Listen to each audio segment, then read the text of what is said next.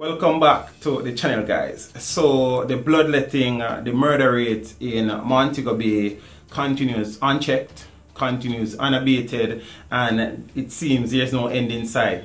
At least one person is reported shot and killed in Montego Bay daily. The murder rate has surpassed 300 from about October. You understand? And we see now where a developing story suggests that the custom agents at the Miami International Airport in the United States intercepted a shipment destined for Montego Bay via Kingston, and upon inspection of that shipment, it was discovered that there were 115 firearms with over 240 assorted rounds of ammunition and other parts related to firearms. These are the facts. A shipment of over 100 firearms and several rounds of ammunition destined for Montego Bay was recently seized by U.S. Customs. The megabus was made by border protection agents at Miami International Airport in November during a routine inspection of a shipment. The shipment contained 2 blue barrels that were said to contain personal effects. A physical inspection revealed various food items, cat litter, a cardboard box labeled as a 4-jar dresser, and 1 cardboard box labeled as a television stand. But further checks reveal that the personal effects actually contain 2 rifles, 115 pistols, 139 magazines, 103 rounds of 9mm ammunition, 50 rounds of .357 ammunition, 50 rounds of .45 ammunition, 24 rounds of .40 ammunition, 40 rounds of .223 ammunition, 9 handgun back straps, 5 magazine parts, 3 pistol grips, 3 buttstocks, and weapon parts. The weapons were scheduled to arrive in Montego Bay from Miami via Kingston. The Jamaican police are investigating. Beat and teach, so beat and teach, so beat and teach, beat and teach, beat and teach, beat and teach, beat and teach, beat and teach. So first, let me start out by saying thank God for the US custom agents. Thank God.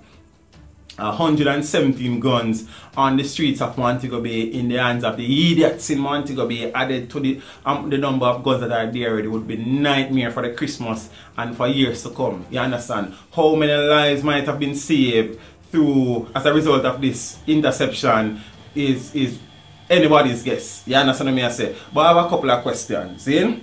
That shipment must have been addressed to somebody in Jamaica. See? I know that it was intercepted by the Miami custom agents, but I'm sure there is liaison between them and point persons or contact persons in Jamaica. Why wasn't a sting operation set up and see who would come to clear those that shipment and try to arrest somebody? Then the question must be asked again: how many of those shipments have made it through customs and into the hands of the criminal underworld?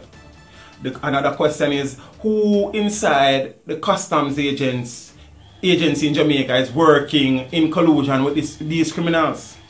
Then which powerful Jamaican is behind these shipments are Jamaicans? Because no little man where can't feed them family can't make them shipment here.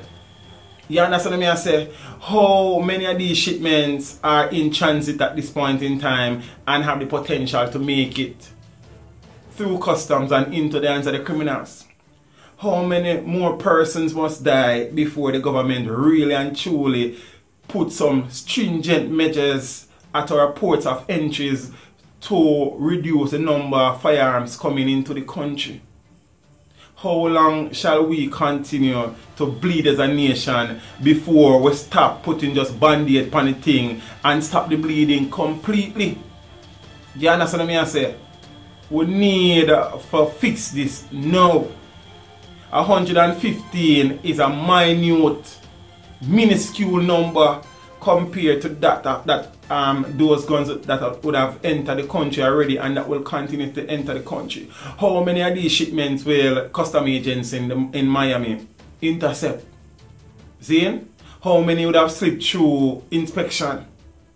How many persons in the custom agency in Miami are pulling strings for criminals in Jamaica?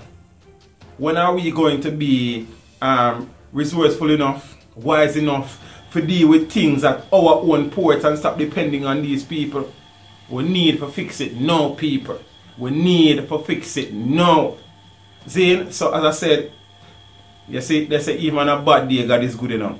And that 115 guns could have caused so much mayhem, added to the mayhem, sorry guys, that is already taking place in Montego Bay, in Western Jamaica, in Kingston, in all the other crime hotspots in the country. We can't take it no more. We need, the only thing we want to read this Christmas, a pepper light and sorrel.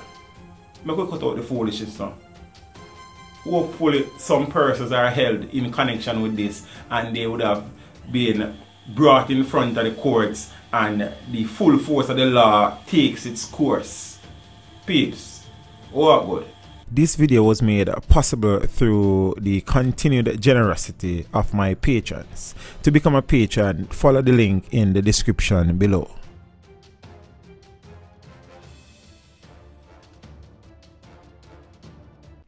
Thank you for watching the video. Drop a like and a comment down below and consider subscribing if you haven't done so as yet. Until next time, walk good.